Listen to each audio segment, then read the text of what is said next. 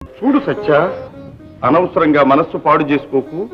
పతి చేసిన తప్పులన్నీ ప్రణయవర్ధకాలేనని భావిస్తే ఏ బాధ ఉండదు. సాధించండి మీ హితబోధ. రమణి, ఓ రమణి, నా తప్పు మన్నింపరానిదేని,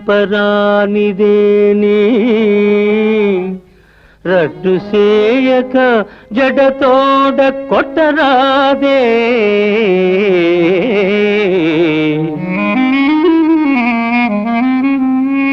అతివా